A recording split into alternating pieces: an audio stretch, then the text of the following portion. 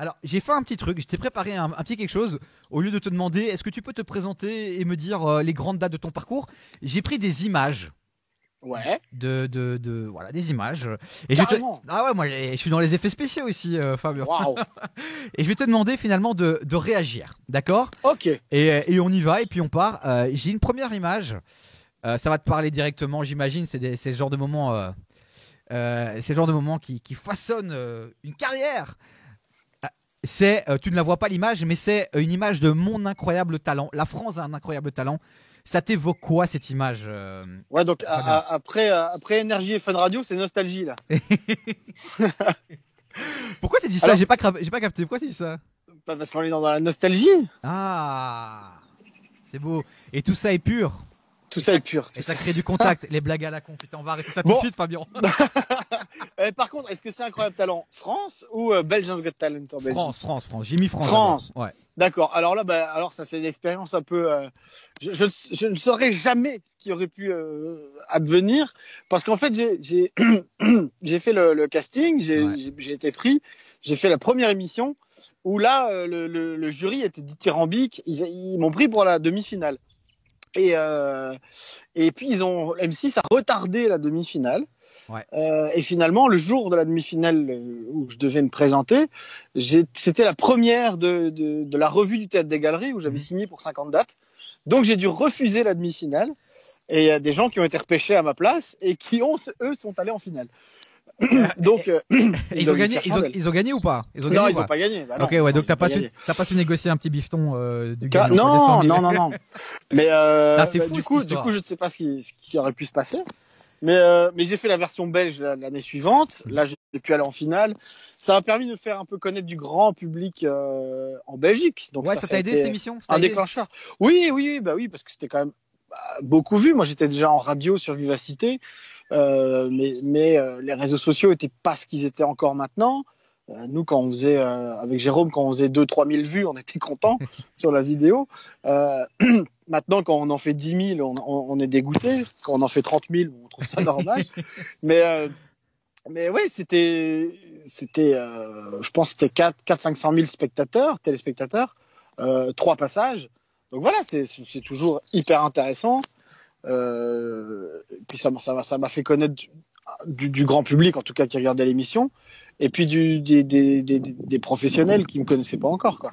Est-ce que la version française t'a ouvert des portes en France? Ben, pas vraiment, parce que c'était un passage furtif, ça a duré 2 minutes. Ouais, mais c'est quand même 3 Euh, millions, 3, allez, on va dire 3 4 millions, je pense. Ouais.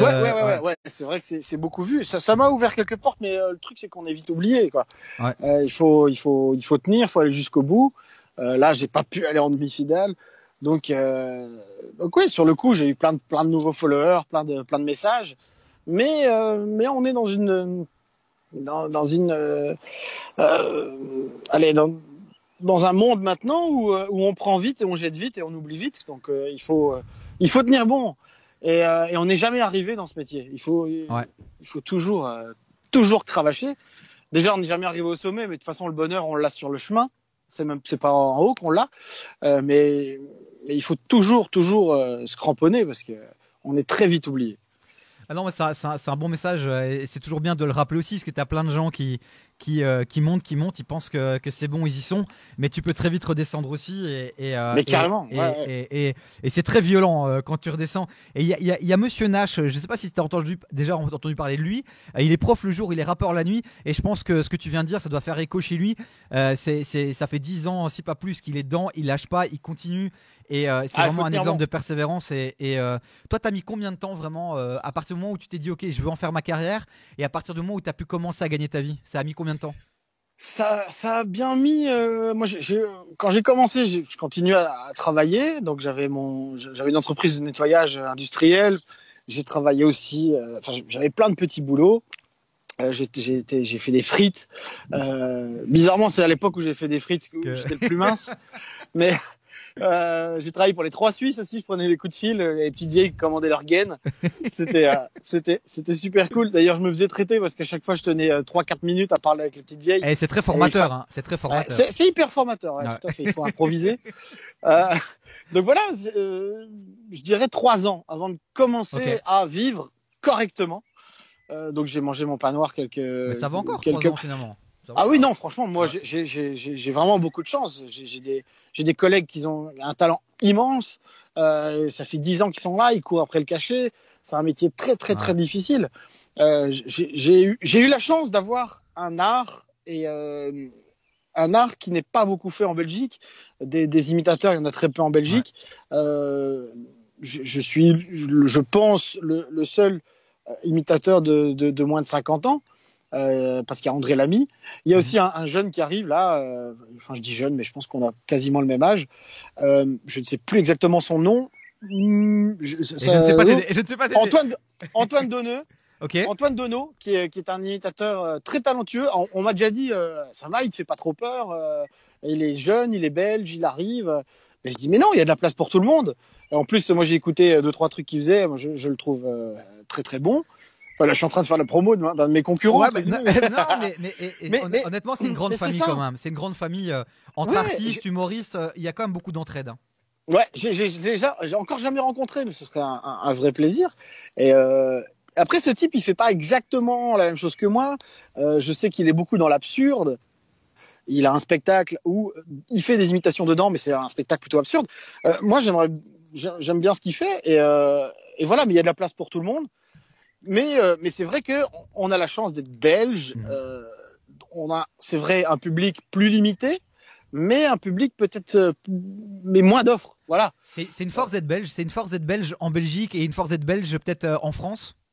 Alors c'est une force parce qu'on connaît le belge. Le belge est plutôt aime bien le spectacle, plutôt aime bien découvrir. Puis voilà. Puis on était en tout cas deux imitateurs, trois imitateurs. Il y avait André Lamy qui est sur RTL, moi qui est sur la RTBF. Donc j'ai un quasi monopole. Voilà. Donc c'est une chance d'être belge à ce niveau-là. Après, de l'autre côté, maintenant, je gagne correct, enfin, sauf pendant le confinement, mais sinon, je gagne correctement ma vie ici en Belgique.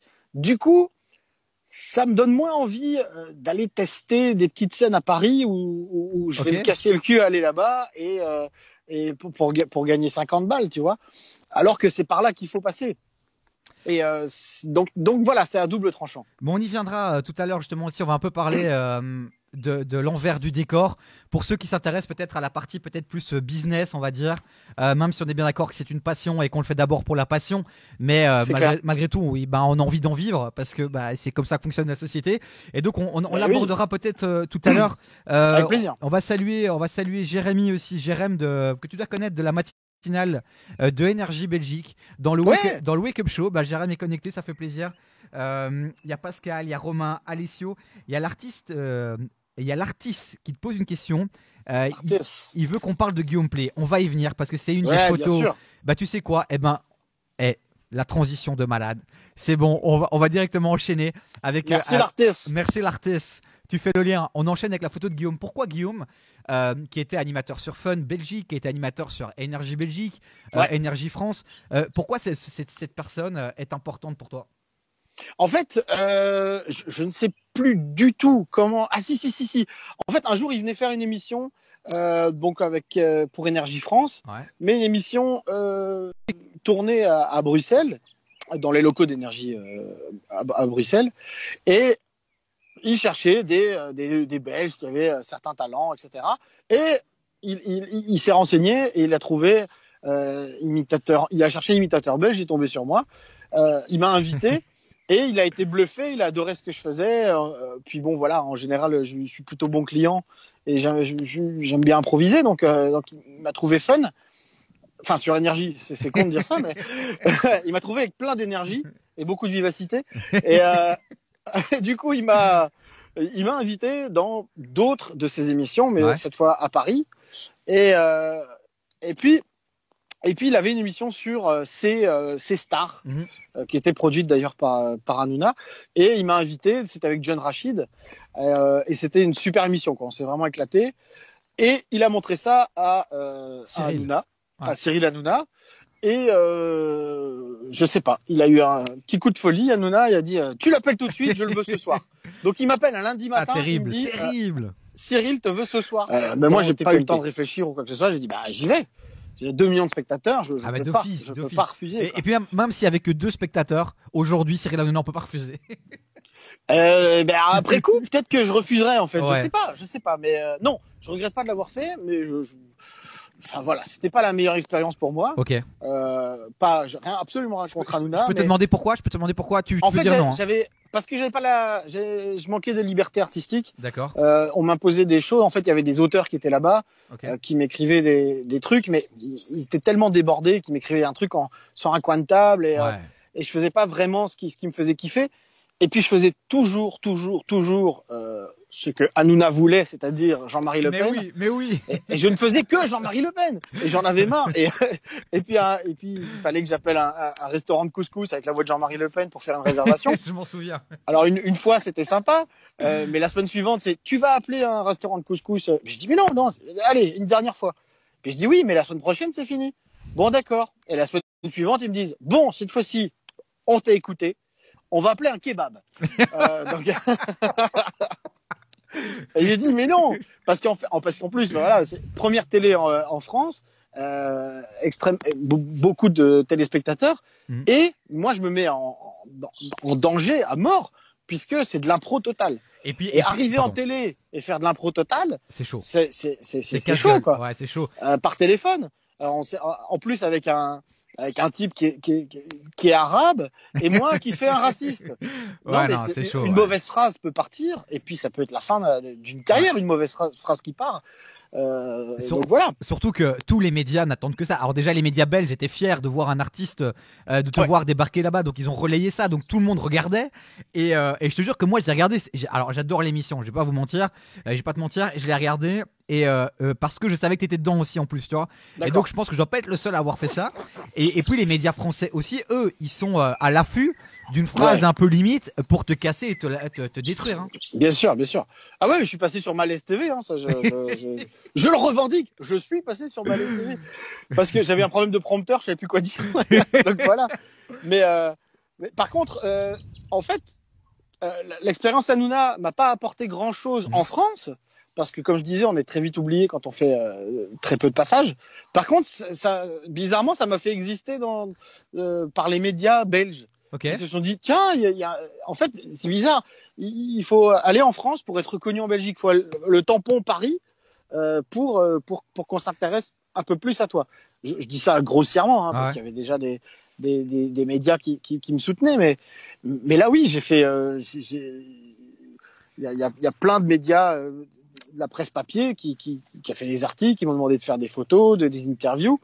Et c'est bizarre. Je trouvais ça dingue parce que ça faisait quand même 6-7 ans que j'étais en train de travailler en Belgique, quoi.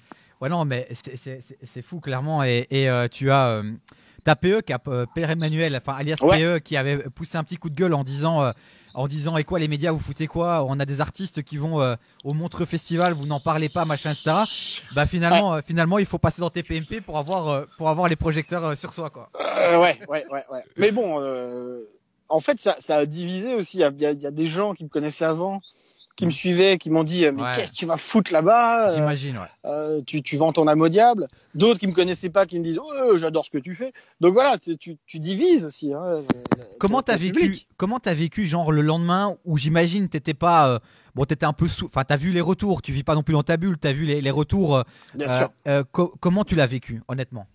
Alors t'as un déferlement, c'est comme le lendemain de la finale de Belgium's Got Talent ou d'Incroyable Talent. T'as plein de gens qui s'intéressent à toi. Le lendemain, ils ont oublié, mais il y a une partie quand même qui reste fidèle. Mais t'as un déferlement de messages, souvent très sympathiques. Mais c'est là que tu te rends compte qu'il y a parfois des gens qui peuvent être d'une haine incroyable sur les réseaux sociaux. Ouais. Mais juste parce qu'ils n'ont pas aimé une de tes blagues ou parce qu'ils n'ont pas aimé ton imitation, ils ont presque envie de tuer toute ta famille, quoi. Et j'exagère pas, hein. Il y a des gens, ils sont vraiment extrêmes. Et sur Twitter surtout. Et Twitter en France, c'est le réseau number one. Hein. Ça, c'est de la folie. Il faut regarder Koh-Lanta avec Twitter à côté, c'est magnifique, c'est magique. Ouais, ça c'est clair. Ouais, c'est vrai qu'on dit que c'est chaud et en même temps ça nous divers. Enfin, en même temps, moi je critique ça et en même temps Koh-Lanta, je suis sur Twitter pour ces commentaires des haters qui font rire aussi, tu vois. Mais quand c'est sur toi, je pense que ça doit faire moins rire, quoi. Ouais, ça c'est clair. Ça c'est clair que ça fait moins rire. Après, il y a du pour, du contre. Mais en même temps, ça m'a rodé pour la suite. C'est que maintenant, même sur mes chroniques radio le matin, il y a énormément de positifs, mais il y a toujours certains qui disent des choses. Alors, tu as le droit de ne pas aimer, tu as le droit de dire que c'est pas ta cam ou que telle voix est moyenne. Mais il y a des gens, ils disent c'est à chier, c'est nul, t'es vraiment mauvais, la RTBF, s'il vous plaît, virez-le. Voilà, c'est parfois assez violent. Chaud, ouais. Il y a même des gens, maintenant je tourne ça à la rigolade, il y a un type qui me suivait, qui allait sur toutes mes vidéos, pour commenter toutes les vidéos que j'avais sur Vivacité, pour écrire qu'est-ce qu'il est mauvais, mais sur chaque vidéo. Et il est revenu un an en avant, sur toutes les vidéos d'avant.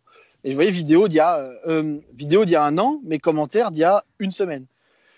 Et un jour, je lui ai répondu, mais avec plein d'amour et plein de gentillesse, en disant, écoutez, franchement, merci pour toute l'attention que vous m'apportez, parce que vous êtes vraiment assidu, vous n'avez raté aucune de mes vidéos. Vous êtes un peu mon plus grand fan inversé. Il a aimé ou pas? Il a apprécié ou pas? Depuis, il ne commande plus rien. Tu dois devenir expert en communication de crise. Mais non, mais en fait, ça j'ai compris, c'est que quand tu réponds à la haine avec de l'amour, il n'y a plus de réponse possible. Ils sont bloqués. Ils sont bloqués. Il y a Valériane qui dit il a que ça à faire, le gars. C'est vrai que tu te demandes, ces gens-là, ils ont vraiment que ça à faire. Il y a Benoît qui dit j'adore Fabien Lecastel, surtout dans son imitation de Jean-Claude Van Damme. Ok, Jean-Claude, c'est particulier, parce que Jean-Claude, ce qui est génial, c'est que en fait, c'est un ton. C'est un ton, et je parle pas du poisson, c'est le ton de la manière de parler. Parce que ce que j'adore avec Jean-Claude, c'est que tu peux dire n'importe quoi, ça marche, Tant que t'es aware, parce que toi, Davy, t'es aware. Ouais, évidemment. Alors tu peux venir chez moi vendredi prochain, je fais une réunion de type aware. Mais on peut pas, c'est confinement, on peut pas. Je l'ai annulé, Je reste confiné comme dans un Tupperware, dans une boîte fermée. Close, thank you, Valériane, kiss. Petit cadeau pour Benoît. Benoît, c'est pour toi ça, frérot, c'est pour toi. Ah, c'était pour Benoît, pour Valériane. Ouais, mais Valériane aussi. Oui, mais c'est pour Benoît, c'est pour toi, Benoît. Kiss. et attends, il faut là cette question-là, maintenant que tu viens de faire Jean-Claude Van Damme, il y a un truc qui me vient à l'esprit. Tu as repris la revue, donc c'est au Théâtre des Galeries, c'est ça? Ouais, tout à fait. Et moi, j'avais été et j'avais trouvé ça génial à l'époque de Richard Ruben. Et Richard Ruben, il fait super bien Jean-Claude Van Damme. Ah ouais, il fait merveilleusement bien. Dans la revue, t'as jamais dû faire Jean-Claude Van Damme, je pense. Non, parce qu'il y avait le passif de Richard. Ouais, c'est ça que j'allais te demander, tu vois. Je voulais pas qu'il y ait de comparaison. Ouais. Le metteur en scène voulait pas qu'il y ait de comparaison, ce que je comprends. Et d'ailleurs, je lui dois ça à Richard, c'est que quand il a quitté le Théâtre des Galeries, et je pense qu'il l'a fait 4-5 ans peut-être. Donc lui, il y avait toujours un imitateur au Théâtre des Galeries. Donc avant Richard, il y a eu André Lamy, il y a eu, je ne plus sur son nom, mais moi je m'arrête à André Lamy. Voilà. Stéphane Stéman. Connais pas. Je sais pas, tu regardais Bon Week-end? Non. C'est celui qui faisait la vieille dame, non? Ah oui. Voilà. Mais on était tout petits. On était tout petits, évidemment. Ah ok, d'accord. Et toi, t'étais tout petit, moi j'étais pas né. Attends, je vais peut-être dire une grosse connerie là, mais il nous a quittés. Il nous a quittés, tout à fait. Dans le sud de la France, à Saint-Raphaël, je pense. Attends, Raphaël, transition de malade. Il y a Audrey qui dit son imitation de Raphaël, elle est également top. Vous avez une corde chez vous là, parce qu'en confinement faire du Raphaël, c'est suicidaire. Enfin, c'est. Ce que j'en ai les larmes aux yeux, que nos mains ne tiennent plus ensemble. Mais bon, pour revenir, je vais quand même terminer au Théâtre des Galeries. Quand Richard a quitté, il y a le metteur en scène, donc David Michel, qui est le directeur du théâtre, qui a dit écoute, est-ce que tu connais un autre imitateur qui pourrait te remplacer? Et il a dit il y a un petit jeune qui arrive là, Fabien Lecastel. Donc ils m'ont contacté et j'ai fait 5 saisons là-bas, 5 ans. Donc 250 dates grâce à Richard qui avait parlé de moi quoi à l'époque. Et alors pour ceux qui savent pas du tout, ça existe encore, hein, j'imagine la revue. Enfin, pour le moment c'est mort, mais est-ce que ça va revenir? Oui, de toute façon, Okay. c'est en fin d'année. Enfin, Okay. bon, j'espère que d'ici là, ça pourra se faire, en tout cas. Mm-hmm. Mais pour donner une idée, je sais qu'ils n'aiment pas la comparaison. Avec, ouais, avec Sois belge, j'étais quoi. Voilà. C'est une revue, ouais. c'est une revue satirique sur ce qui s'est passé dans l'année, où on fait des personnages. J'ai fait Kim Jong-un, j'ai fait, il y avait Donald Trump, j'ai fait Maggie de Bloch pour la première fois là-bas. Donc voilà, ça c'était c'était extrêmement formateur parce que moi j'ai aucune formation artistique, qu'une formation de théâtre. Enfin, j'ai eu des cours de diction, déclamation quand j'étais gamin, mais là, et puis les stand-uppers, les gens qui font du one-man show n'ont pas ces codes-là. Et là, tu te retrouves avec 7 comédiens qui ont fait le conservatoire de Mons, de Bruxelles, de Liège, et qui sont hyper carrés, qui connaissent leur texte sur le bout des doigts.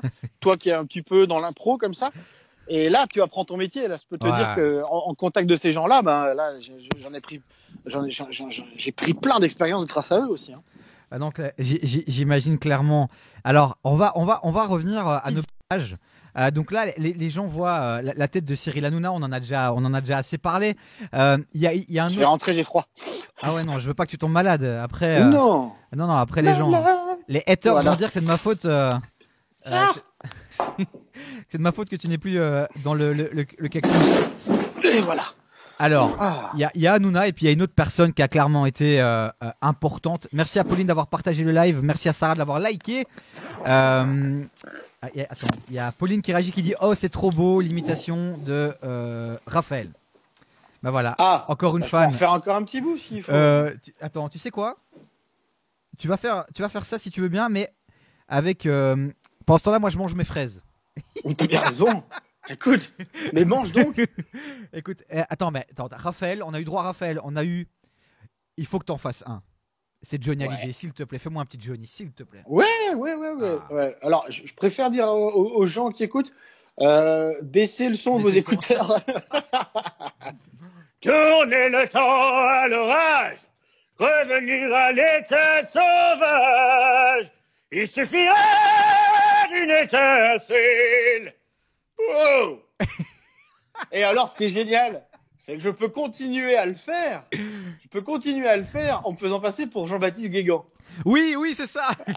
Et en radio, maintenant, je fais toujours la voix de Johnny, mais en disant salut, c'est pas Johnny. C'est Jean-Baptiste. C'est JB. C'est JB.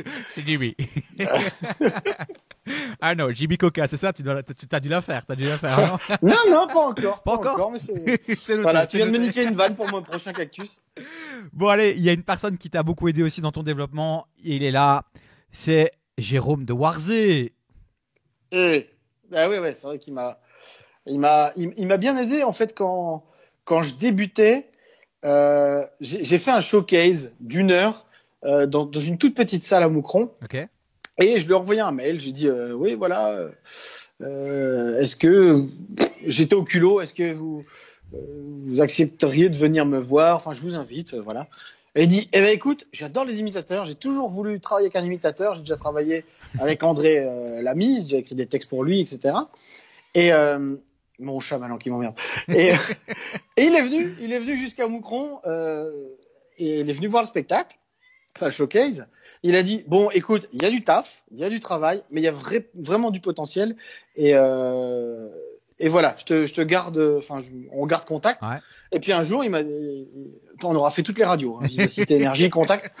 Et là, il m'a dit, écoute, ça te dirait de faire de la radio? Écoute, je réfléchis. Oui.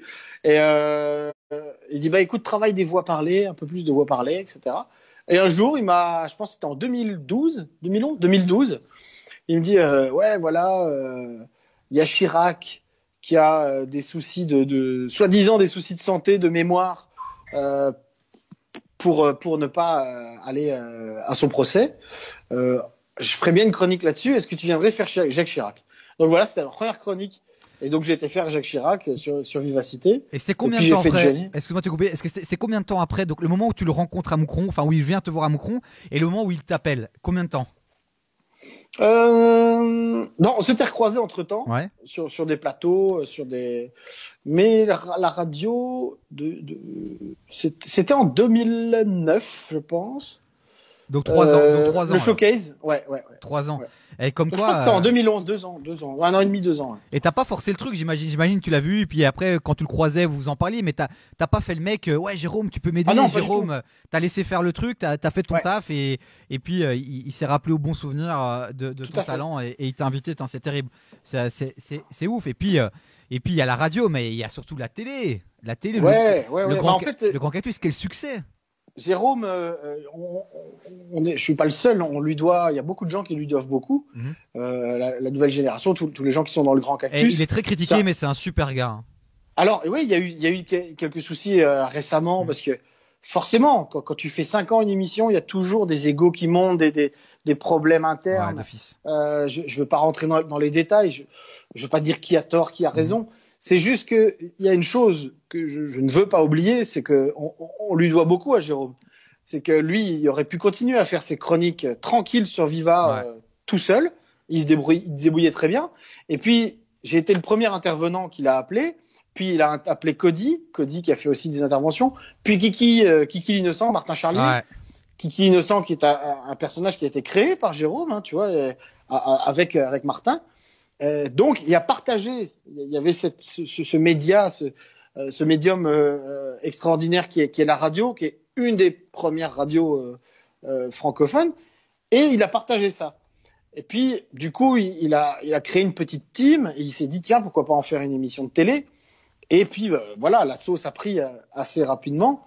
Et donc, notre notoriété à Cody, à Martin, aux filles qui faisaient les poufs, à tous ceux qui étaient dans l'émission, notre notoriété, on lui doit en partie, parce qu'on a notre talent aussi, évidemment. Tout à fait, oui. Et je pense qu'on lui rend service aussi en étant dans Clairement, cette émission. c'est win-win, mais la porte qui s'ouvre, c'est lui. C'est lui qui ouvre voilà, la tout porte.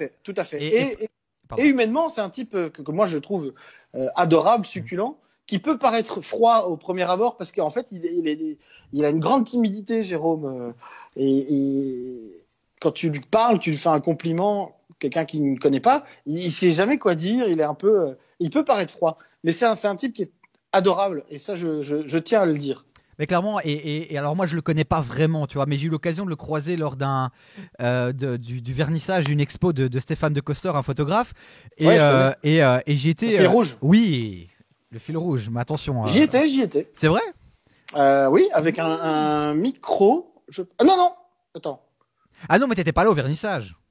Non, mais j'ai été en photo. Oui. Une guitare avec des cordes rouges. Voilà, c'est ça. Et j'ai été vers lui parce que j'étais un peu tout seul et il était un peu tout seul aussi.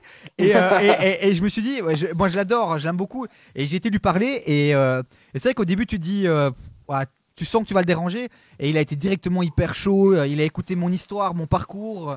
Et très vite, il a proposé, tu sais, écoute, je vais passer, je vais voir. Enfin, il a été très ouvert. C'était un super gars. Enfin, moi, j'ai adoré le premier contact avec lui. J'ai vraiment adoré. Bref, on parle des gens qui sont pas là, mais voilà, c'est aussi l'occasion peut-être de rappeler. Après, aussi. Je pense que on peut parler des gens qui sont pas là si c'est en bien, si c'est en mal, autant qu'ils soient là. Quand même. Non, c'est vrai, comme ça au moins on a la fight. On a le. Exactement. Non mais c'est vrai que. Tiens, d'ailleurs, je me posais une question. Ouais, tu fais un footing à 6h du matin, c'est bien toi? Pourquoi tu me dis ça? Parce qu'on m'a dit David Courteau. Et parfois je le fais à 3h du matin parce que Davy Courtard. Enfin, non, plutôt à minuit. Davy Courtard. Voilà. Mais voilà. Non, mais par contre, c'est vrai que j'ai eu une époque. On a perdu la moitié des gens qui nous regardaient. Ça se voit plus trop. Mais il fut un temps où j'allais courir très tôt ou très tard. Voilà. D'accord. Voilà. Tout le monde s'en bat les couilles, mais c'est important de rappeler qu'il faut faire du sport en cette période de confinement. Mais tout à fait. Mais voilà. Bon allez, on continue. Petit tour du côté des commentaires. Il y a Pauline qui est très active. Il y a Laura qui est là, Aurélien, Julie, Yann, Pierre, Adélo. Merci beaucoup d'être là et merci de liker aussi parce que j'ai vu que vous êtes plusieurs à liker. Ça s'affiche sur le live. Ça fait vraiment plaisir. N'hésitez pas évidemment aussi à partager les codes. Est-ce qu'on peut le partager après, évidemment? Évidemment, et le voir en différé. Et puis je couperai les meilleurs moments. Puis on partagera. T'es parti pour 2 semaines sur ma page là, Fabien. Ça, super. Bon, il y a Kesbari aussi. Alors Kesbari, un jour tu vas certainement le rencontrer parce que c'est un jeune comédien qui a fait plusieurs publicités, qui a joué aussi dans Du Cobu. C'est un petit rouquin, un super gars. Il t'écoute parce qu'il voulait vraiment te suivre ce soir et profiter de tes conseils. Donc petit big up à Kesbari il va cartonner parce qu'en plus le show business c'est un monde de rouquins. Et dommage que j'ai pas un truc, c'est pam. Je suis pas encore dans les petits artifices comme ça. Je vais bientôt y arriver. Non mais là je commence à être à l'aise. Je vais sortir des jeux de mots bien pourris. Ah non mais vas-y, fais-toi plaisir. Moi c'est mon kiff. C'est mon kiff ultime. C'est les jeux de mots de merde. Ça j'adore ça. Et en soirée, c'est souvent mais ça. En fait, je les évite même si j'aime beaucoup ça, j'évite ça en télé ou en radio parce que les gens ont envie de dire t'as vu quel humoriste de merde. Ouais. On doit faire attention. Mais j'adore ça. Après dans le 8-9, une fois que ma chronique écrite, bon appétit, est interprétée, là je suis un peu sniper et ça m'arrive de faire des jeux de mots bien pourris. Bah écoute, il faut se faire plaisir de temps en temps et de toute façon tous ceux autour de la table souvent l'ont dans la tête mais n'osent pas le dire. Voilà. Et celui qui le dit, c'est un putain de courageux quand même. Non, moi je préfère encore les jeux de mots que les autres n'imaginent pas.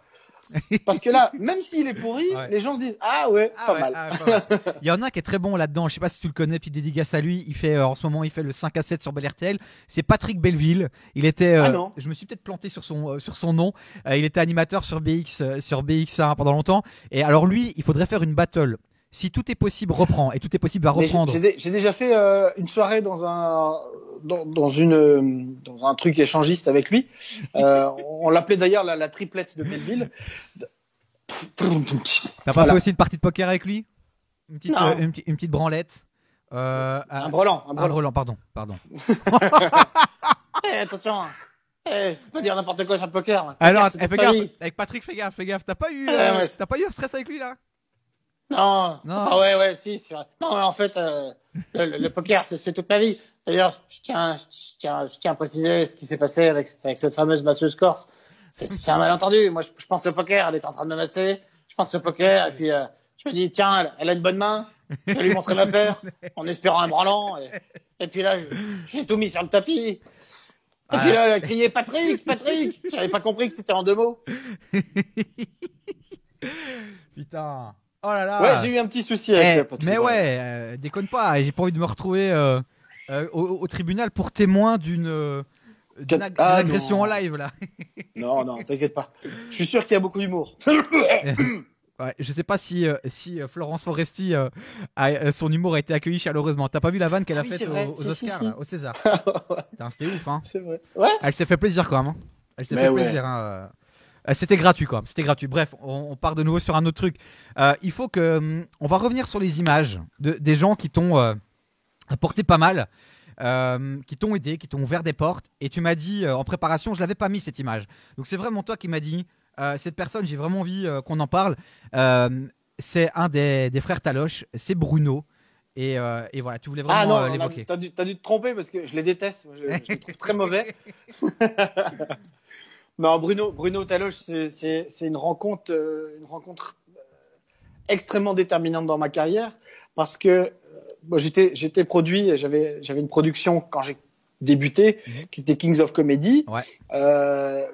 Voilà, ça a pas été la meilleure expérience de prod parce que je pense qu'ils étaient très occupés sur d'autres artistes et que moi j'étais tout jeune et que je devais encore faire mes armes. Mais ce que je peux pas leur enlever, c'est que, en tout cas, le patron de l'époque, Gilles Morin, qui est un peu fou. C'est un peu un grand fou, ce type, parce qu'il arrive à vendre du rêve comme ça. Et puis parfois, il n'y a pas les moyens qui suivent. Mais ce type est allé chercher des artistes, est allé me chercher, moi, dans mon petit moucron. J'avais juste envoyé une vidéo. Il a cru en moi. Tous les autres autour de lui ont dit mais non, ouais, bof. Il dit si, tu verras.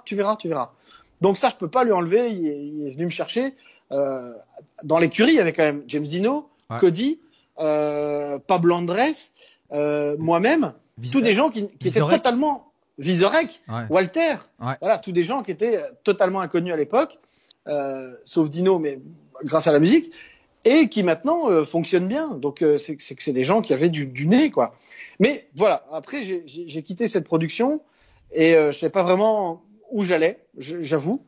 Et Bruno Taloche m'a appelé en me disant bon, j'ai appris que tu avais quitté ta production. Moi, je t'ai vu il y a un an et demi. J'aime bien ce que tu fais, mais t'étais produit, donc j'ai pas. Et maintenant, en fait, voilà, ça te dirait que je devienne ton manager, pas producteur, c'est-à-dire pas financier, mais qui trouve des dates, Et il a été plus qu'un manager, c'est qu'il n'a pas fait que trouver des dates. Il a été dans le développement, artistiquement, il m'a aidé aussi. J'ai répété devant lui, je lui faisais part de mes textes, de mes nouvelles imitations, etc. Et c'est devenu vraiment un ami. C'est devenu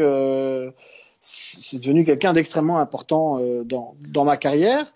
Et j'espère, on verra de quoi demain est fait, c'est qu'il a ses limites. Tu vois, moi, si je veux exploser en France, je sais très bien que je vais avoir besoin d'un producteur autre, mais sans couper le lien avec lui.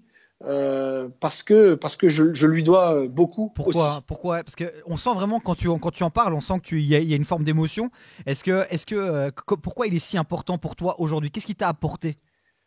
Parce que j'étais un jeune chien fou et fougueux et parfois caractériel. Moi, je suis assez à fleur de peau, comme pas mal d'artistes en fait, mais assez à fleur de peau et plutôt impulsif. Et donc, je lui ai déjà fait passer des moments un peu difficiles. Il a toujours été à l'écoute, continué à être là pour moi. Mon papa l'aimait beaucoup. Okay. Mon papa et ma maman aimaient beaucoup Bruno parce que humainement, c'est quelqu'un d'extraordinaire. Et puis, il a été là quand j'ai perdu mes parents. Il a été là. Enfin voilà, c'est devenu vraiment un ami intime. Voilà, c'est plus que professionnel finalement. J'allais chez lui, il m'invitait chez lui, je l'invitais chez moi. Enfin voilà, c'était beaucoup plus que professionnel. Et ce qui a été extrêmement important dans ma carrière, parce que j'avais besoin de ce côté humain. Moi, il faut pas oublier que c'est un milieu qui est quand même très difficile. Avec, je disais que c'est un milieu de rouquins, mais c'est vraiment un milieu de requins. Hein. C'est vraiment un milieu compliqué où on peut pas forcément avoir confiance en beaucoup de gens. Je veux pas dresser un portrait sombre de ce milieu-là. J'aime mon métier, mais je suis pas forcément fan du milieu. Et Bruno était dans le milieu, connaissait du monde, a pu m'ouvrir des portes. Tout en étant un deuxième papa, un grand frère, on va dire. Il était pas juste là pour l'intérêt financier finalement. Il était là pour l'aventure humaine. Il était là parce qu'il croyait réellement en toi. Oui, parce qu'au début, évidemment, il se prenait pas beaucoup de bif. Hein. Moi, il me vendait pas très cher. Il prenait un petit pourcentage. Donc oui, il a travaillé pour pas grand chose au début. Maintenant, oui, évidemment, il prend quand je travaille, il prend son bénéfice et c'est tout à fait normal. C'est normal, parce qu'il bosse, mais et puis il m'a ouvert des portes. Il m'a fait faire des galas télévisés, du Vous Rire. Il m'a fait jouer mon spectacle au Vous Rire. Pourquoi pas? Alors d'abord, comment la rencontre s'est faite avec Bruno? Alors en fait, tout est parti de son frère, mais que personne connaît, qui s'appelle Didier, qui est son troisième frère et son quatre. Ah oui, ok. Didier, qui travaille pour la prod de Vincent maintenant, enfin qui fait aussi de la promotion d'artistes, c'est-à-dire il fait des flyers, enfin voilà. Juste pour situer, donc effectivement il y a les frères Taloche qu'on connaît en tant qu'artistes, mais les frères Taloche aussi derrière s'occupent d'autres artistes, et Vincent et Bruno tous les deux ont leur pépite et s'occupent du développement d'artistes. Vincent par exemple s'occupe de PE et Bruno s'occupe de toi. Voilà. Okay. Vincent lui a une vraie structure de production, puisqu'il produit les frères Taloche, il produit Virginie Hawk. Bruno, c'est au coup de cœur, c'est le feeling, quoi. Voilà, tout à fait. Tout à fait. Et c'est du management, donc pas de la production. Lui, il n'apporte pas d'argent, etc. Et donc Didier te met en relation. Et donc Didier, on sympathise. Je sais plus dans quelle. Une boîte échangiste, tu peux le dire. T'inquiète. Voilà, par exemple. Par exemple, une boîte échangiste. Et un jour, il dit je vais inviter mon frère à ton spectacle. Tu viens? Je dis ouais, bien sûr, évidemment. Et voilà, c'est là que j'ai fait la rencontre de Bruno et Vincent. Et pourquoi pas Vincent alors? Pourquoi pas Vincent? Pardon. Mais parce que Vincent, lui, voilà, c'est Bruno qui était Ok. intéressé par moi. Vincent n'a pas eu forcément le coup de cœur. Mhm. Voilà, c'était vraiment une question de cœur. D'accord. Après, voilà, je pense qu'il reconnaissait mon talent et ce que je pouvais lui apporter, mais c'est un vrai coup de cœur, quoi. Et il n'a pas cherché à faire du fric, il a Top. cherché à me développer, et ce côté humain est extrêmement important pour moi. Et pour beaucoup, et certainement dans une carrière artistique et dans un secteur comme celui-là, c'est souvent des rencontres comme ça Ouais. où c'est une question finalement de cœur et pas de cul ni d'argent qui font qu'à un moment donné, bah ça, j'ai des images en tête. Quoi, de moi avec Bruno, Pourquoi j'ai ça en train de Non. faire des trucs cochons avec de l'argent comme ça? Ah non. Allez, on va passer à autre chose. Je vais revenir sur. On va revenir sur autre chose. Non, Après, si tu veux, il y a des histoires de cul dans le showbiz, Ah, dans non. le monde de l'humour. Je peux t'en citer plein. Hein. clairement, il y a Christian qui nous dit bonsoir. Il y a Demoigny qui dit Fabien. Elle est contente visiblement de. Julie Demoigny. Impossible, je vois juste le nom moi pour le moment. Ah, à mon avis, c'est Julie. C'est ta femme C'est une. Non, c'est Ok, pas ma pardon, femme. pardon. Enfin, c'est une amie Ah d'accord. qui habite à Ligny, près de Ligny. Et voilà, elle m'a suivi plusieurs fois. Elle est venue voir top. plein de fois mon spectacle. Elle est adorable. Il y a Valériane qui dit que c'est un milieu avec beaucoup d'ego. Le milieu artistique. Les cuisines. Les... Allez, Alors, bam. ouais, alors oui, évidemment. Alors l'ego est extrêmement important. C'est nécessaire pour un artiste. Enfin, je pense que monter sur scène devant 400 personnes et dire maintenant vous allez me regarder moi pendant 1h30, il faut un ego surdimensionné pour le faire. Donc c'est nécessaire. Après, hors scène, il faut le tempérer cet ego. Parce que je pense que les gens ressentent quand quelqu'un est prétentieux, quand quelqu'un... voilà. Il faut être soi-même. Après, si en étant toi-même, tu as un ego surdimensionné, voilà, c'est que tu es un connard et puis c'est tout. Mais il faut faire attention. Et c'est là aussi, je reviens sur Bruno, c'est là que Bruno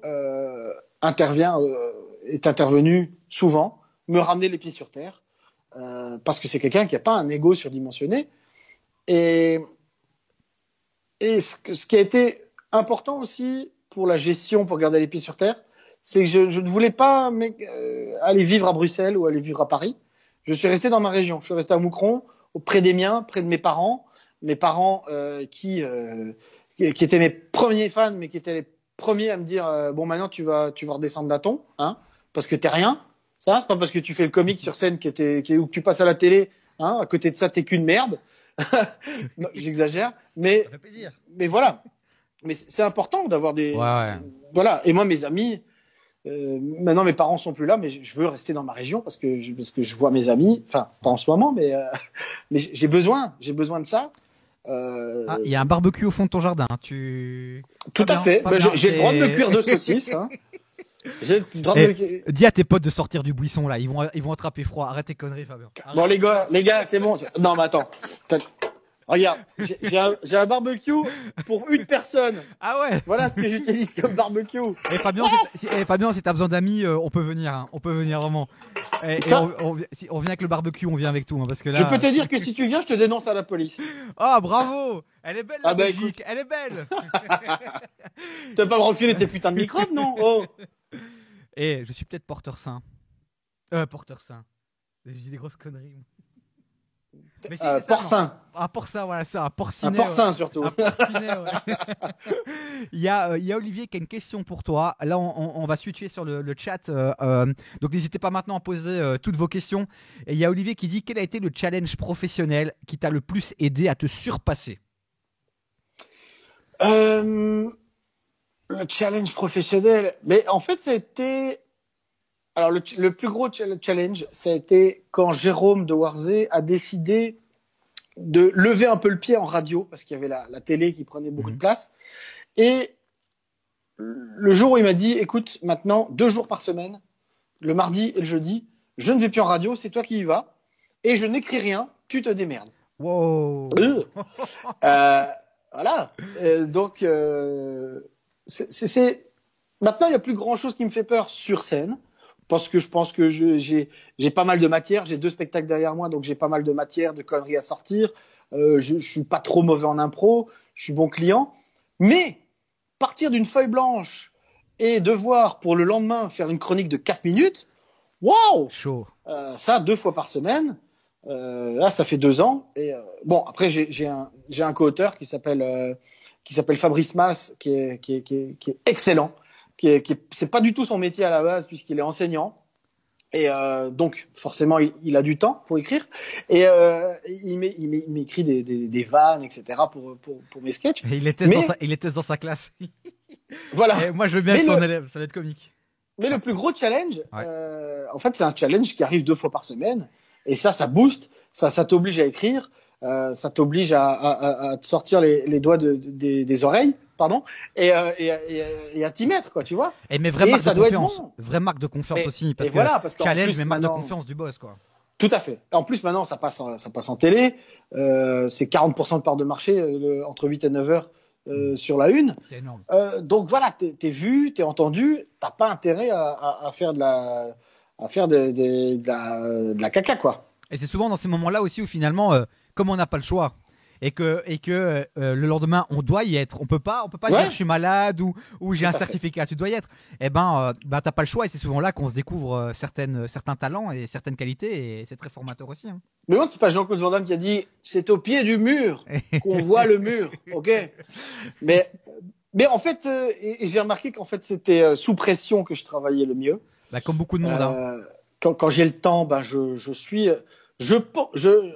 suis ceinture noire de procrastination. 3e dan, quand même. Voilà. Enchanté. Enchanté. Je fais partie du club. Je t'ai battu en finale quand même. Oh là là, je t'ai dit de pas en parler, putain. Pas ce soir, non. Mais par contre, par exemple, le spectacle que je joue en ce moment, 1 mois avant de jouer la première, j'avais, peut-être la moitié, même pas, 2/4, on va dire, ce qui est la moitié, du spectacle qui était écrit, sans savoir si c'était... Oui, c'est bien, t'as fait le calcul, sans savoir si ça allait être bon en plus. Hein. Ouais. Et en 1 mois, même les 2 dernières semaines, il y a tout le reste du spectacle qui s'est écrit. J'ai rien pu tester, évidemment.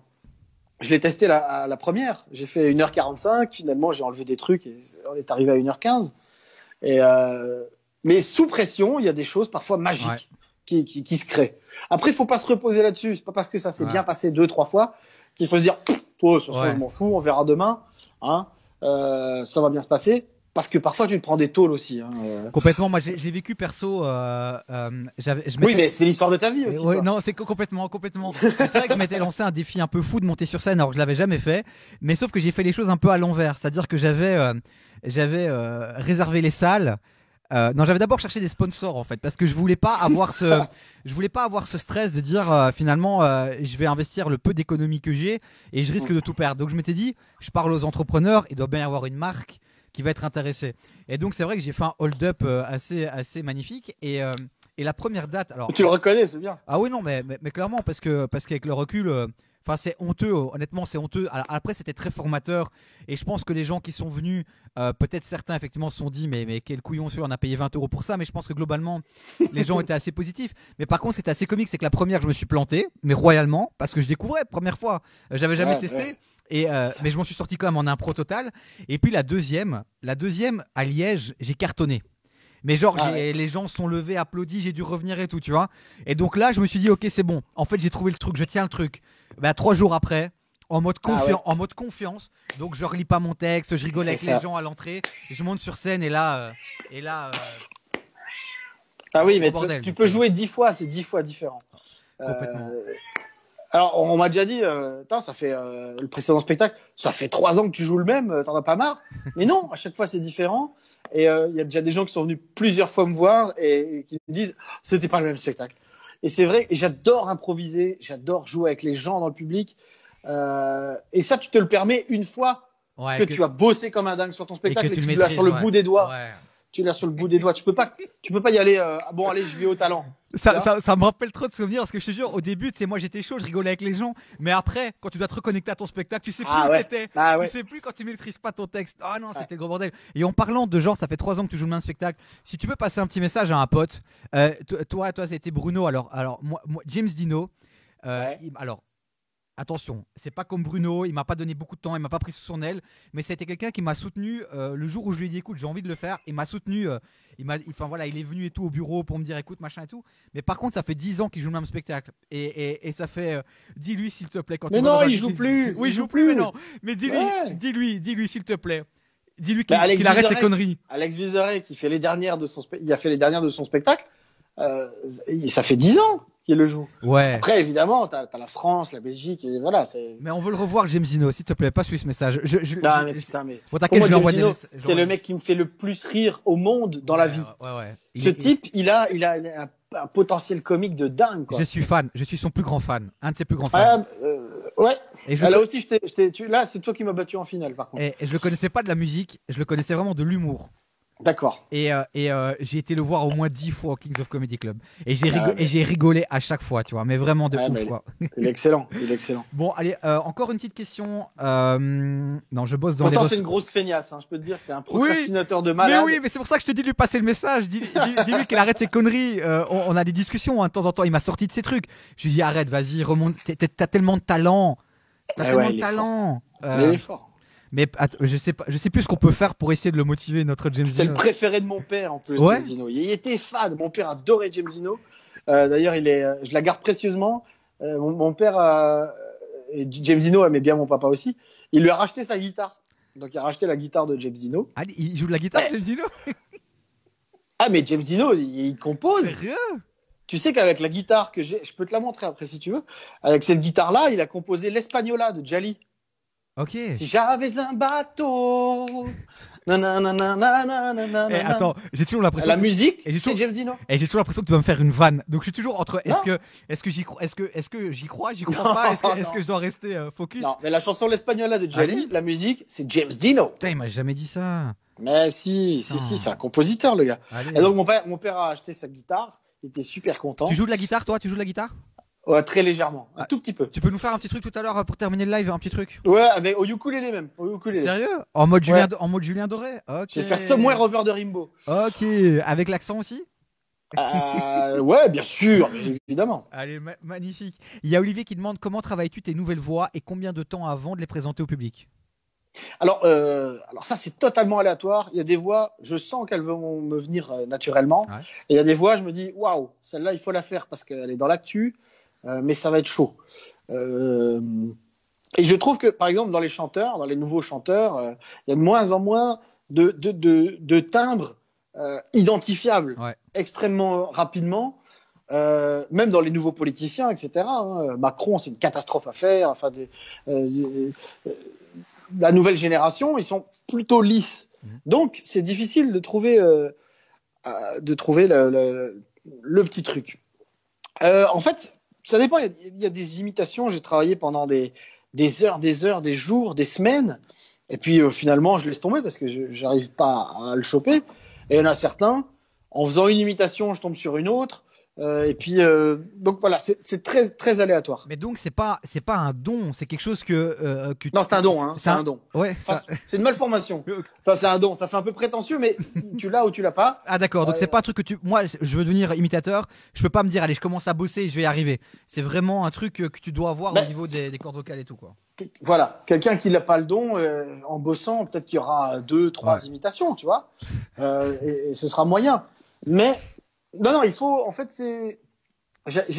c'était d'ailleurs sympa à faire pour RTL, pour Tout s'explique, je pense. Tout s'explique, oui. Ils faisaient une émission sur la voix.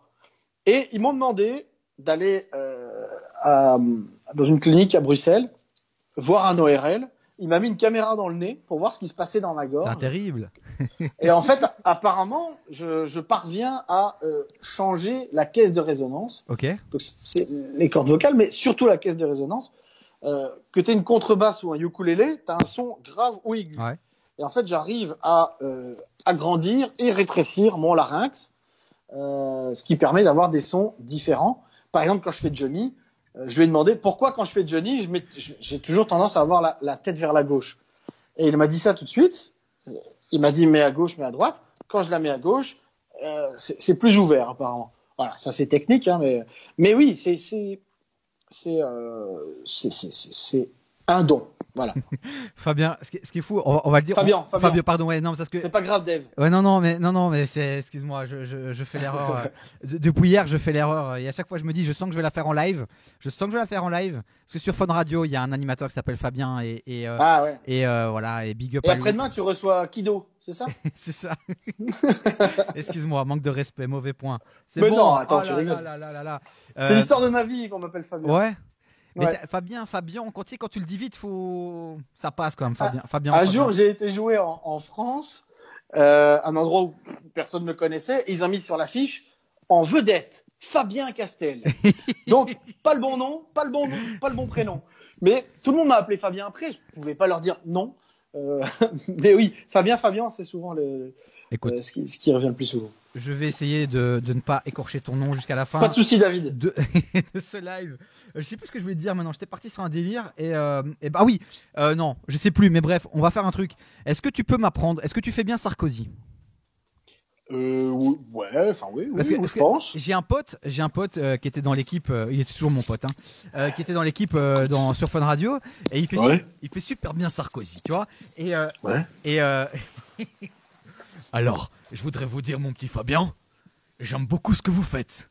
Tu vois, est-ce que tu peux m'apprendre à essayer de le faire mieux? Parce qu'il me dégomme à chaque fois et ça m'énerve. Je vais essayer de le faire. T'es un peu trop, on dirait Garou, tu vois. Ah là là. Attends. Ouais. Non, il y a le ton. Ouais. Il y a le ton qui est bon, mais la voix est un peu trop grave. Mon petit Il Fabien. y a un petit. Mon petit, Ouais. mon petit Fabien, avec ma Carla, je voudrais vous dire que un petit plan, Beaucoup mieux. un petit plan à 3, ça me plairait bien. Il y a Poulvour qui est arrivé à la fin. Ça me plairait bien. Oh, Et puis putain. t'as fait une grosse erreur. Dis-moi. Au début. C'est que tu m'as encore appelé Fabien, connard. Non. Mais parce que Sarkozy te connaît pas trop, c'est pour ça. J'étais dans mon rôle, c'est mon personnage. Écoutez, moi, je vous demanderai d'arrêter de m'appeler comme ça, hein, parce que j'ai été président de la République. Excusez-moi, Monsieur le Président.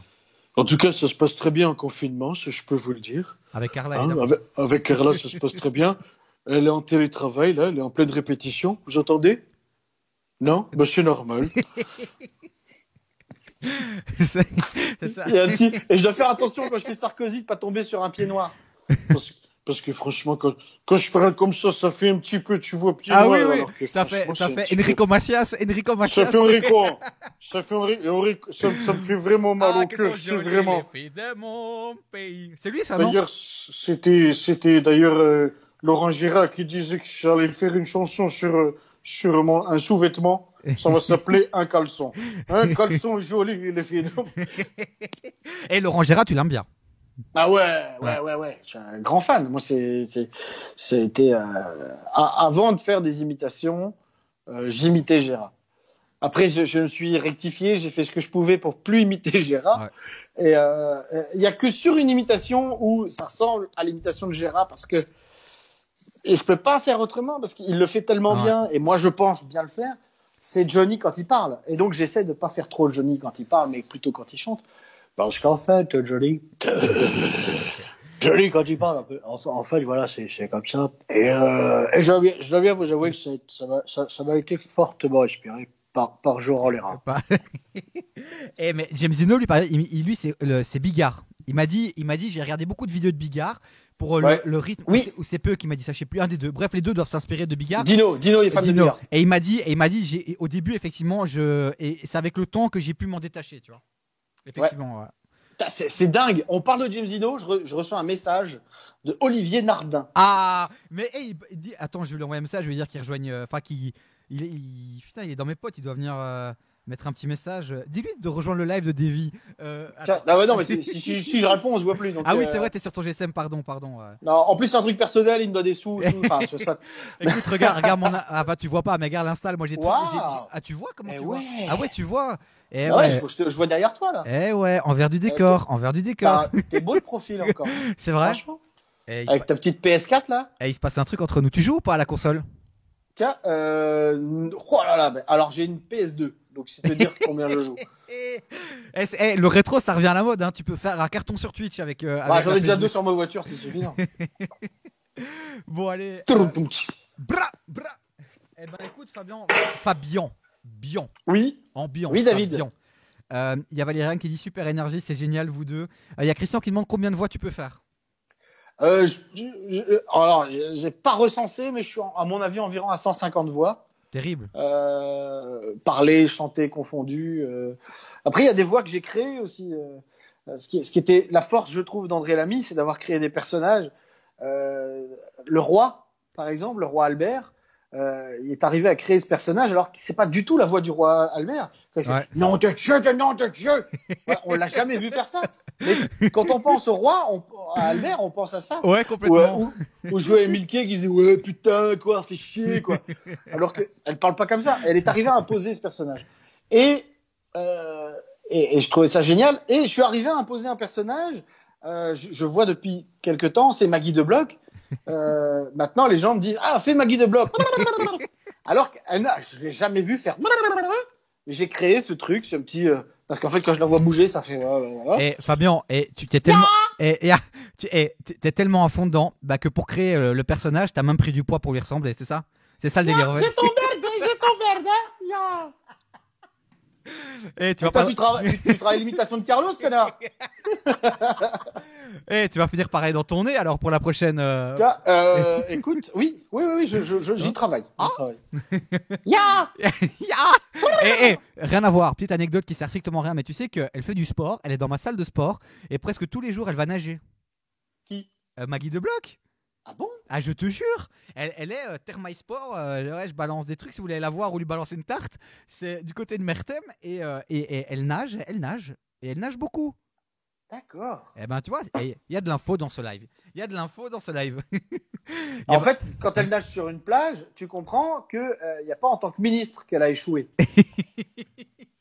Oh là là, on est méchant avec elle quand même, non? Ah, c'est honteux. Alors que je sais qu'elle a beaucoup de succès avec les hommes et c'est vrai.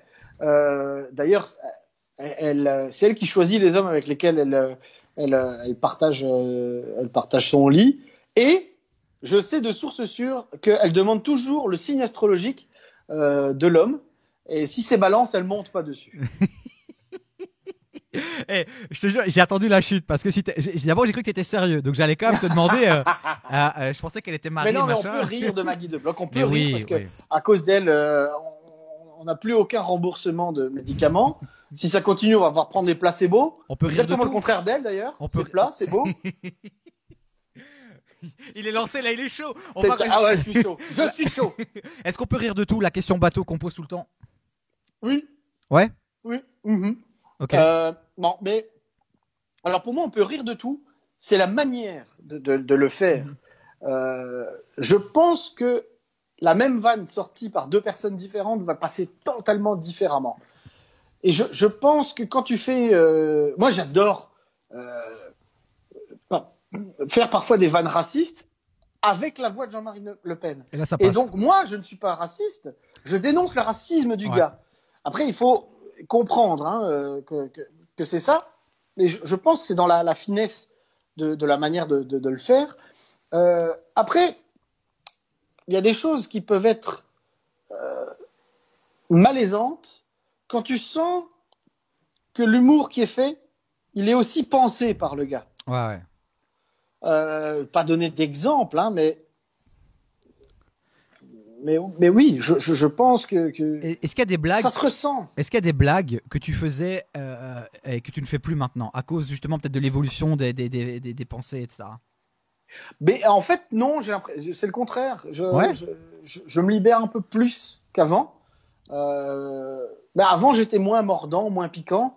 C'est à force de côtoyer Jérôme et de faire de la chronique d'actu qui s'appelle le cactus, donc ça doit être piquant. Ouais. Là, j'ai essayé d'aiguiser un petit peu plus mes textes et mon propos. Donc moi, c'est difficile de comparer ce que j'étais avant et ce que je suis maintenant à ce niveau-là. Moi, j'ai l'impression d'être plus piquant qu'avant.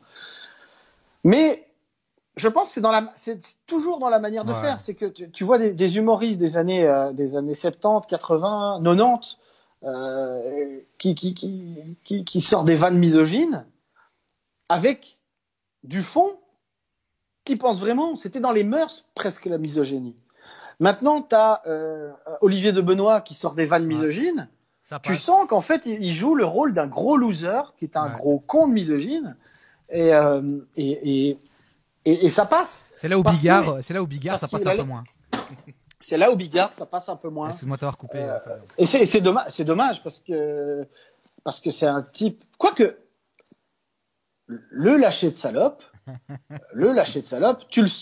s'il n'existait pas, tu le sors maintenant, ça fait un tollé. Ah ouais, complètement.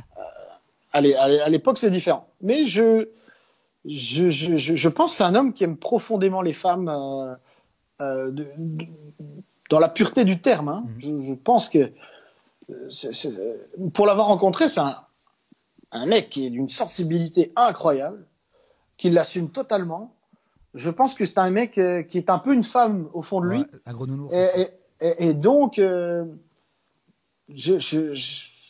beaucoup de difficultés à mettre de la misogynie dans la bouche de ce type. Mais ça te saoule pas alors tous ces humoristes maintenant, Muriel Robin, etc. Qui dès qu'il y a un truc un peu limite, c'est directement des tweets et des bazars. Mais ce que je trouve, alors Muriel Robin, là j'ai vraiment pas compris qu'elle enfonce Jean-Marie Bigard, qu'on aime ou pas cette vanne, qu'on la trouve justifiée ou pas, qu'on la trouve misogyne ou pas, qu'on la trouve bonne ou pas.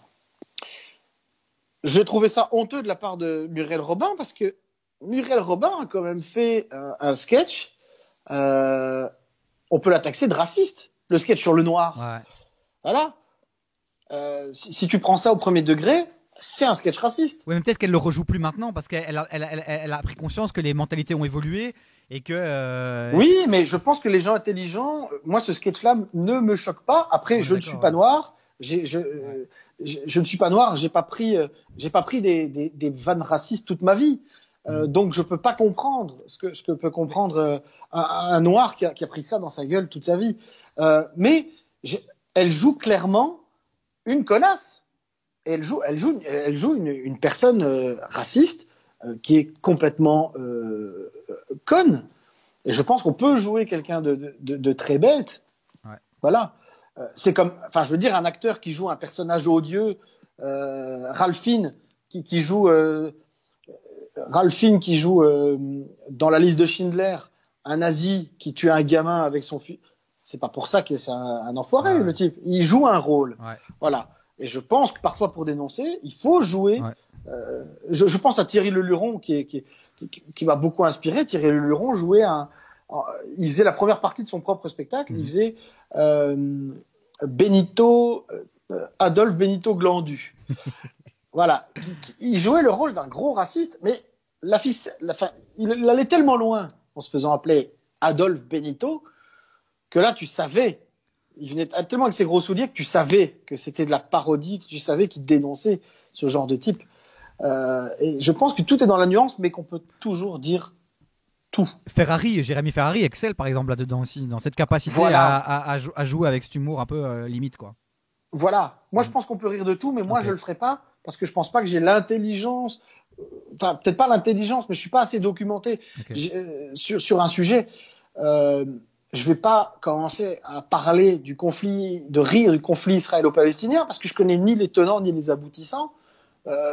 Donc voilà, Jérémy Ferrari a fait un travail de sape, un travail de malade sur ce spectacle. Il s'est renseigné, il a pris il a lu des bouquins, il a travaillé avec des historiens pour pouvoir avoir un propos qui soit juste et en rire. Donc je pense qu'il faut savoir premièrement à qui on parle et de quoi on parle. Et à partir de ça, je pense qu'on peut rire de tout. Et notre copain, attention à ce que je vais dire, parce que je reviens plus sur son prénom, avec Elie Semoun. Allez, Dieudonné. Ouais, Dieudonné. Alors Dieudonné pour moi, c'est ce que je disais tout à l'heure. Ces vannes, moi la plupart, je les trouve très drôles. Je pense qu'on peut rire du sionisme, on peut rire des juifs, mais le problème, c'est qu'il a commencé à faire de la politique, et du coup, j'ai l'impression qu'il en rigole, mais en même temps, il le pense. Et c'est là le problème. C'est l'impression que j'ai. Disais, je dis pas que c'est vrai, mais j'ai l'impression qu'il pense ce qu'il dit, et donc ça sent un peu mauvais, je trouve. Ouais, non, d'office. Ça n'enlève rien au talent du gars. Hein. Je pense que c'est Alain Chabat qui disait, moi je lui en veux pour une chose, c'est qu'il nous a enlevé le meilleur, le plus grand d'entre nous. Ouais. Et voilà. Je pense qu'on peut pas remettre en question son talent, mais voilà. C'est bizarre. Hein, c'est très compliqué, c'est dur d'en parler. Là, tu me mets un truc, là. Dieudonné. Excuse-moi. Non, mais attends, moi j'ai aucun souci avec ça. Mais il y a Ludo qui dit justement, excuse-moi de te couper, mais il y a Ludo qui dit malgré les polémiques, Dieudonné est le meilleur humoriste français. Et puis Valériane qui dit Dieudonné, malheureusement, on l'a perdu. Ben ouais, on l'a perdu, mais je m'inquiète pas pour lui parce que c'est un businessman de ouf. Ouais. Alors c'est marrant parce qu'il parle un peu il parle quand même assez régulièrement du judaïsme, mais en fait, c'est Elie Semoun qui disait le financier là-dedans, c'était moi le juif, mais c'était lui qui s'occupait de tout ce qui était financier, qui s'en mettait plein les poches. Donc moi, je m'inquiète pas pour lui. Voilà. Après, je pense qu'il a fait des choses qu'il aurait pas dû faire. Et il y a énormément d'humoristes qui disent que je connais, qui disent c'est quand même un des meilleurs dans sa façon de faire de l'humour. Ouais. Dans la forme. C'est le meilleur dans la forme. Le fond, malheureusement, est devenu, pour certains, dont pour moi, parfois un peu puant. Ouais. Et chaud. Et voilà. Chaud. On va changer de sujet parce que j'ai pas on envie parlait d'une licorne qui fait des. Ouais. Tu sais quoi, tu parlais d'Alain Chabat, regarde, hommage à Alain Chabat. Petit burger quiz. Tu n'y as pas participé, toi, non? Non, ça j'adorerais, moi, c'est mon rêve absolu. Ouais, ce serait. Pas absolu, j'exagère. Mais... Non, c'est un kiff. Hein. Moi, j'adore l'équipe à Jean-Paul Rouve et tout, c'est des pépitas. Ouais. Alors, dans un instant, pour terminer cela, et ça fait déjà 1h20, je t'avais dit 45 minutes, max 1h. Je t'avais dit que j'étais un bavard. Ouais, mais t'inquiète, je pense que ça se passe bien. Et moi, en tout cas, je passe un bon moment. J'espère que toi aussi. Je tiens à dire d'ailleurs, tous les gens qui sont encore là, n'hésitez pas à aller liker ma page. Mais oui. Elle est en commentaire et je vais la mettre aussi. T'inquiète pas. Donc pour les 5 personnes qui nous regardent, s'il vous plaît, likez ma page. Et je te remercie vraiment déjà de m'avoir fait confiance, puisque comme je le répète, on se connaissait pas. Tu sais pas du tout vraiment où tu as mis tes pieds, et pourtant t'es là et vraiment merci parce que aussi tu me soutiens, parce que ça me permet de faire des lives aussi avec des gens qui ont une certaine popularité, notoriété. Et forcément ça aide aussi. Je vais te dire. T'as parfois des interviews avec des vrais journalistes et je pense qu'après avoir fait quelques interviews avec des vrais journalistes, il n'y a plus rien qui te fait peur parce que parfois ils ont des questions très bizarres ou tout. Enfin, voilà, mais je trouve que tu as posé de chouettes questions et que merci. Tu sais quoi, je mange une fraise sur ce coup-là. Mais oui, tu fais que bouffer, hein, mais bon. Tu fais que ça. Le type il est en interview, il bouffe quoi. J'ai déjà perdu Wiki. Et moi j'hésitais à tirer sur ma clope électronique, tu vois, pour l'image. Et lui il bouffe, il tousse. Facebook Live, c'est ça dans son coude. C'est ça la joie de Facebook, c'est vrai. Putain, j'ai merdé. Attends là. Alors, tu as accepté de nous faire un petit truc au ukulélé. Ouais. Je vais le chercher. Attends, ouais, vas-y. Non, vas-y. Vas-y. Ouais, ok. Tu mets la musique d'attente? Ouais, c'est ça. La musique de la SNCV ou quoi. Bon, les amis, merci en tout cas d'être toujours là. Merci à Kesbaré qui dit Davy c'est un king, un Burger King frérot surtout. Dieudonné on l'a perdu. Ouais, Valériane. Voilà, je sais que Ludo suit ce live et est aussi un grand fan de Dieudonné, mais voilà, c'est comme ça arrive. Il y a des gens comme ça qui se perdent et puis qu'on va peut-être récupérer un jour sur le droit chemin. Christian et Corentin, je garde vos 2 questions pour terminer le live, d'accord? Olivier, merci à Fabien et Davy. Merci à toi. Il y a Christian qui dit Davy, le patron ici, il mange en interview. Mais c'est fou comme on est parasité par les codes de la télé. Et les codes de la télé, c'est C'est attention, faut être bien. Oh. Eh, c'est vrai que c'est un beau son le ukulélé, mais il y a que. Bah ouais. On m'a dit que la particularité du ukulélé, c'est qu'en fait, c'est très facile à jouer parce qu'il y a que quelques accords, c'est ça? Ah non, il y a beaucoup d'accords quand même. Ah, j'ai rien Après, compris, c'est moi, encore une tout, fois. mais il y a que 4 cordes. Ok. Alors, Oula. Voilà, c'est Fabien, quand tu veux. eh ben, on va terminer par ça. Alors, je vais juste prendre les deux dernières questions qui viennent d'arriver. Il y a Valériane qui dit super, chouette énergie, merci les gars. Pauline qui dit tu mets la musique d'attente. Je l'ai pas encore le cartouché, je suis désolé. Alors, les deux questions. Merde, je suis pas remonté là. Oh là là, c'est mal fait. Il y a Corentin qui dit est-ce que ça arrive à Fabien de se tromper de voix pendant un rendez-vous important? Non. Par contre, ça m'est déjà arrivé en radio de devoir faire une voix et puis je tombe sur une autre. Parfois, j'enchaîne quelques voix et c'est pas la bonne qui vient. Ouais, non, ça doit être Mais chaud. non. Si, depuis que je fais Eden Hazard, parfois j'ai tendance à faire un ouais, franchement, non, franchement, je pense on a fait un bon match, tu vois. Et hommage à Alain Chabat, hommage à Eden Hazard aussi. Voilà, je l'ai pas dit, mais. Ah oui, évidemment. Mais évidemment. Et alors l'autre question c'était, je m'en souviens, c'était toi qui as participé à Incroyable Talent et à Belgium Got Talent. La question c'était est-ce que il y a des magouilles derrière ça ou tu n'as rien vu de bizarre? Moi, j'ai rien vu de bizarre. Après, je pense que dans la télé-réalité, dans ce genre de télécrochet, je pense que c'est très réglementé, qu'il y a des gens qui font attention au vote, etc. Maître Voilà. Moya. Par contre, il y a une chose qui est vraie, c'est que tu peux influencer le vote du public en D'accord. mettant en avant quelqu'un, en le filmant plus, tu vois, il y a parfois dans genre The Voice, il y a certains candidats, tu vois leur parcours, tu vois chez eux, Ouais. et d'autres pas du tout. Ouais. Ça les met quand même un peu plus en avant humainement. Ouais. Tu t'accroches un peu plus à ces gens-là. Donc oui, je pense qu'on peut influencer un vote, mais trafiquer, Chaud quoi. je ne sais pas. Juste pour l'anecdote, je laisse dans le gaz un crush rien que pour rester focus sur vous deux. Bah merci beaucoup. Merci. Non. Est-ce que c'est un garçon ou une fille qui dit ça? C'est une fille. Ah, eh bien, tant pis. I'm so sorry. Nous étions son crush ce soir. Clairement. 2 pour le prix d'un, c'est pas beau ça Valériane? Et je... 2 gros pour le prix d'un en plus. Bah alors c'est 4 pour le prix d'un. Attends, j'ai la fraise qui me reste là en travers de la gorge. Bah, bien alors, fait pour ta gueule. on va clôturer ce live. Et est-ce que tu peux nous faire un petit truc sympa, quelques petites voix, quelques trucs sympas pour clôturer ça en beauté, ce live en beauté? Je vais faire Somewhere Over the Rainbow. Je vais essayer un truc. Je vais m'accompagner Somewhere Over the Rainbow, mais avec la voix d'autres personnages. Eh ben, merci beaucoup, Fabien. Merci. On t'écoute.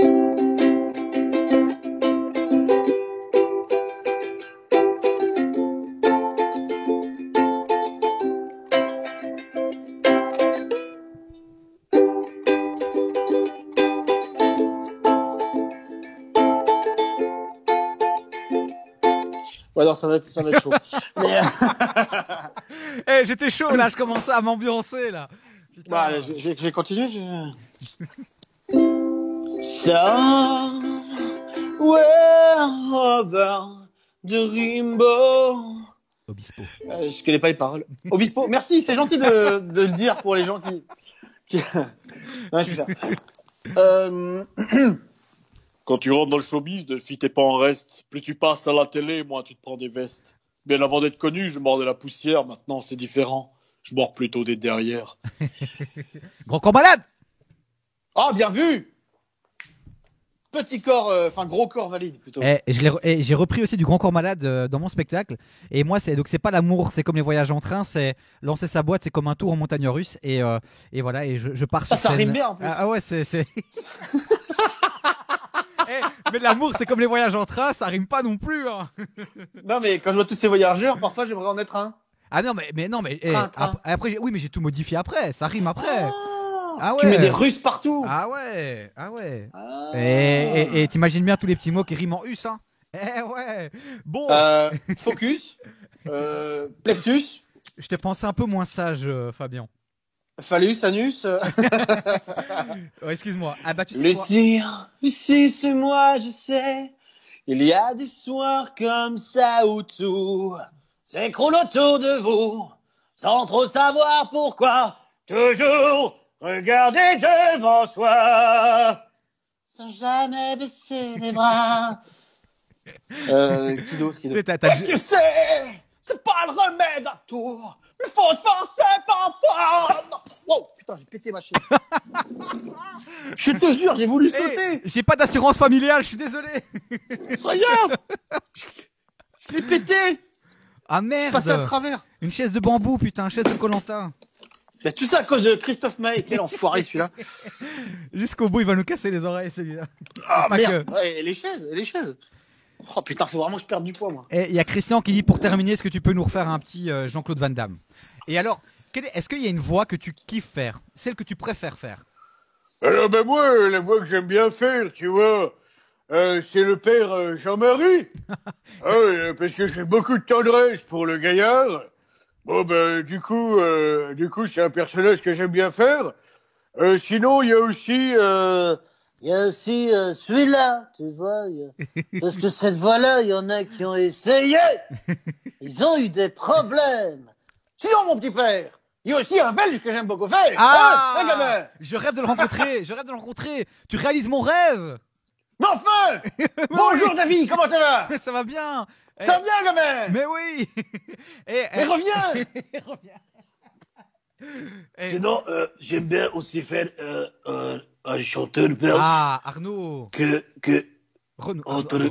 t'as reconnu. Non, si, c'est bon. T'as vu, je t'ai mis le doute. J'ai mis le doute dans ton tête, tu vois le bazar. Mais moi, je suis ouvert comme une vieille pute, tu vois. Je suis un os tondé avec un os tendu. Tu comprends?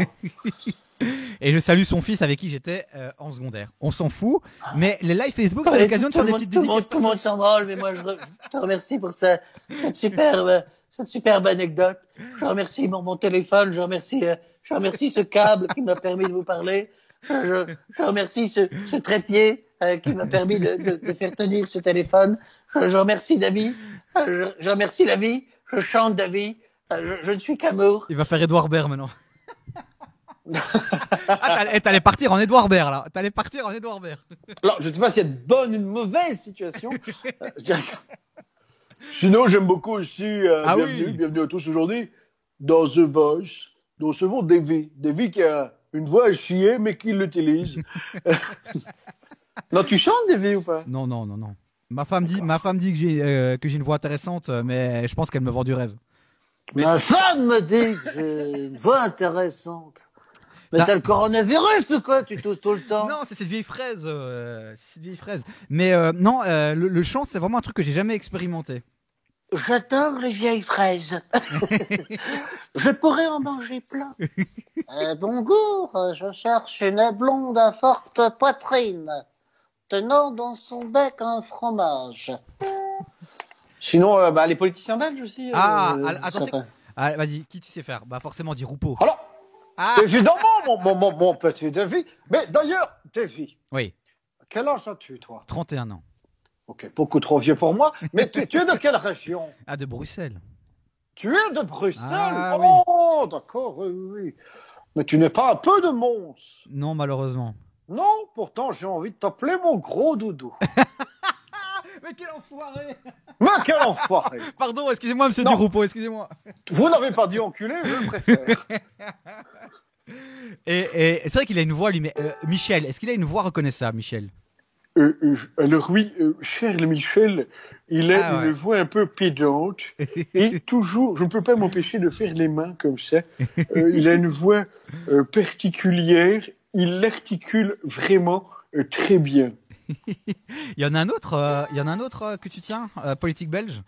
Moi, je pense, je n'aime pas les Wallons, mais je fais quand même ce que je peux pour parler le français, hein, tu vois le bazar. Franken? Non, ça c'était de Weaver, hein, Bart. Hein. Ah ouais, non, Bart, j'ai pas sa voix en tête. Mais c'est pas grave, hein, c'est pas grave. On s'en fout de flamand. Non.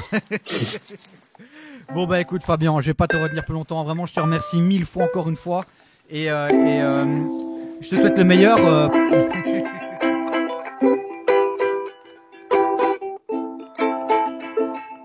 Fabien Lecastel sur scène après le confinement. Oui, Dans son nouveau spectacle. avec sa contrebasse. Mais il est tellement gros qu'on dirait un ukulélé. Ouais. Quoi, c'est septembre que tu remontes sur scène, j'imagine? J'aimerais bien, j'espère que ça va, que en septembre on pourra. Je t'avoue que j'ai un petit peu peur que ce soit un peu plus tard. Ouais, tu crois? À mon avis, les rassemblements, enfin, les gens qui qui montent sur scène, c'est ceux qui vont travailler en dernier. Ouais.